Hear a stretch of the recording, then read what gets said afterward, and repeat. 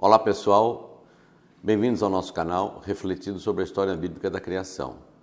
Hoje vamos falar do dia que reúne em uma mesma unidade a claridade e a escuridão.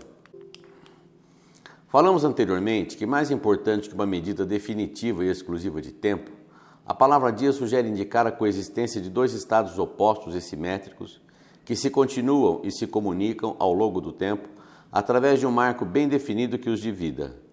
E estamos tratando de qualificá-la, conforme o sentido indicado por ela. Já qualificamos a claridade como dia diamétrico pela sua semelhança com o diâmetro. Ou seja, tal como ocorre no diâmetro, em que um raio se opõe ao outro, mediados pelo seno da circunferência, assim também a tarde se opõe à manhã, sendo uma simétrica e sucessiva à outra, mediadas pelo ponto de maior luminosidade do meio-dia.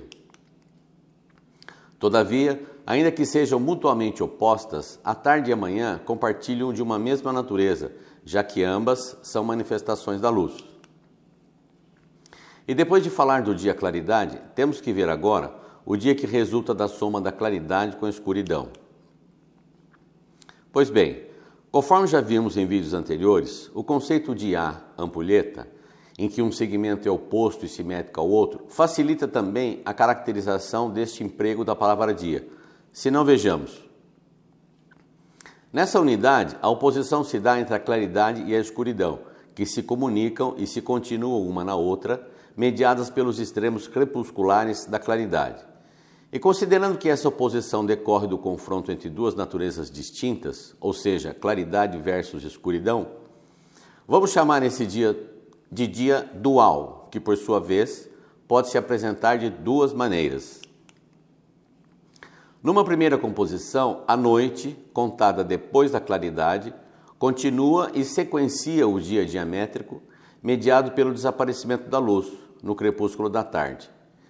E numa segunda composição, a noite, antes da claridade, se comunica e se continua no dia diamétrico, mediado pelo surgimento da luz no crepúsculo da manhã. Muito bem, e falar do dia que é só claridade e do par que resulta da soma da claridade com a escuridão, nos leva a Gênesis 1, quando a claridade e a escuridão foram apresentadas pela primeira vez. E Deus chamou a luz dia e as trevas chamou noite, e foi a tarde e a manhã o dia primeiro.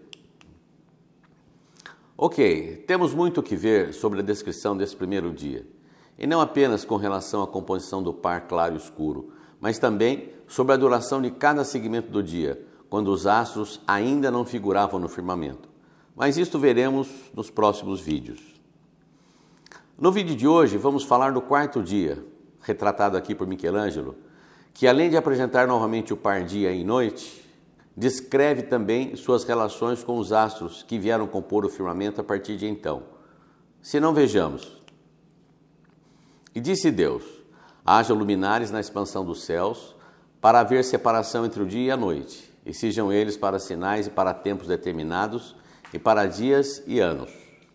E sejam para luminares na expansão dos céus, para iluminar a terra, e assim foi.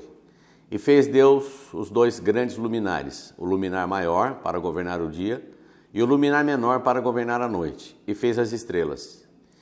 E Deus os pôs na expansão dos céus para iluminar a terra, e para governar o dia e a noite, e para fazer separação entre a luz e as trevas. E viu Deus que era bom, e foi a tarde e a manhã o dia quarto. Ao dizer que os astros vieram para sinais e para tempos determinados e para dias e anos, chegamos ao calendário, tão utilizado em nosso cotidiano e motivo de muita controvérsia ao longo da história. Precisamos falar um pouco sobre ele, ainda que de maneira rápida e resumida. Algumas observações poderão nos ajudar no decorrer desta reflexão. Então vamos lá. O que significa a palavra calendário? A palavra vem do latim calendarium, ou livro de registros, que por sua vez é derivado de calendae, primeiro dia do mês romano em que as contas deveriam ser pagas. E o que é um calendário? Calendário é um meio de agrupar os dias de forma a atender às necessidades da vida civil e religiosa. Em sentido amplo, todo o calendário é astronômico, variando apenas seu grau de exatidão matemática. Os calendários classificam-se em siderais, lunares, solares e lunisolares. O calendário sideral é baseado no retorno periódico de uma estrela ou constelação a uma determinada posição na configuração celeste. Não iremos falar aqui do calendário sideral, considerando que foge do interesse de nossa reflexão, mas apenas do lunar, solar e lunisolar, mais diretamente ligados ao que estamos tratando. Todos os calendários se baseiam nos movimentos aparentes dos dois astros mais brilhantes do orbe celeste, na perspectiva de quem se encontra na Terra, o Sol e a Lua, para determinar as unidades de tempo, dia, mês e ano. O dia, cuja noção nasceu do contraste entre a luz solar e a noite, é o elemento mais antigo e fundamental do calendário.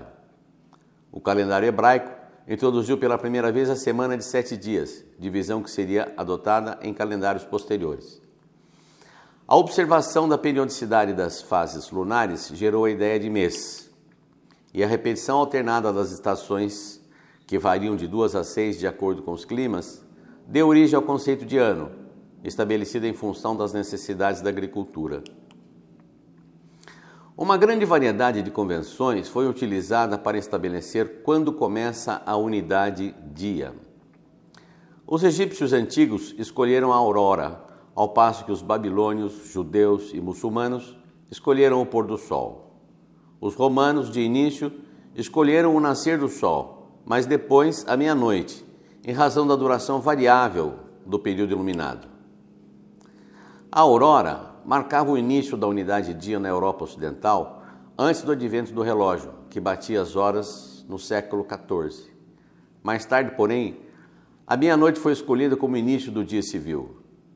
Astrônomos como Ptolomeu julgavam mais conveniente começar o dia civil pelo meio-dia, que continuou sendo o início do dia astronômico até 1º de janeiro de 1925, quando, por um acordo internacional, o dia astronômico passou a coincidir com o dia civil.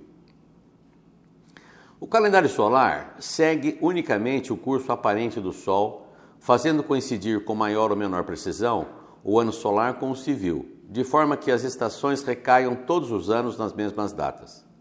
Os egípcios foram o primeiro povo a usar o calendário solar.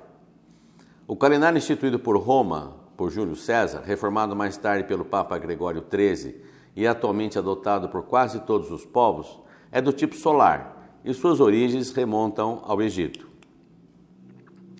No calendário solar, o dia dual começa com o nascer do Sol, contando-se a noite depois da claridade. Nos calendários lunares e lunisolares, o dia tem início com o pôr do Sol, como ocorre ainda hoje no calendário judeu e muçulmano. Nesses dois últimos tipos de calendário, o dia dual tem início com o pôr do Sol, contando-se a noite antes da claridade.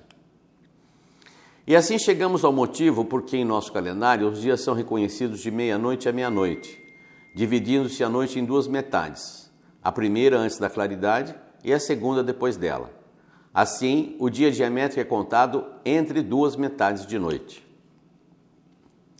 A meia-noite é o momento que marca o fim de um dia, fim da 24ª hora, e o começo do dia seguinte, início da 1ª hora, quando começa a madrugada. É o marco zero do início de um dia. A convenção de iniciar cada dia à meia-noite tem origem com os antigos romanos. Plutarco comentou sobre a dificuldade de se determinar o início do dia pelo nascimento do sol e o começo da noite pelo pôr do sol, devido ao fato de não haver uma definição clara de quando ocorre isto. Se é quando aparecem ou desaparecem os primeiros e últimos raios de sol, ou quando o centro do sol toca no horizonte. Pois bem, ainda que a noite possa ser dividida em 2 partes, pela convenção que favoreceu a comodidade do nosso calendário, não ocorre com ela o mesmo que ocorre com a claridade, quando o evento físico do meio-dia a divide em 2 metades, a manhã e a tarde.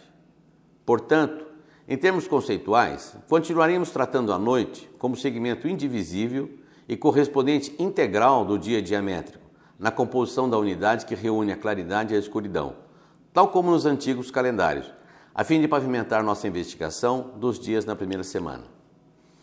E assim terminamos de tratar do dia que soma a claridade e a escuridão, ou dia dual.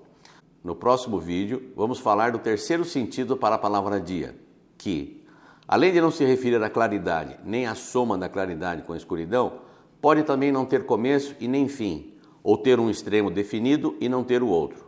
Entretanto, como nos demais sentidos da palavra dia, é caracterizado pela coexistência de dois estados que se continuam e se comunicam através de um marco bem definido que os divida. Grande abraço a todos. Se você gostou desse vídeo, dê o seu like e compartilhe. Inscreva-se no canal e não se esqueça de registrar seu comentário. Que Deus nos abençoe.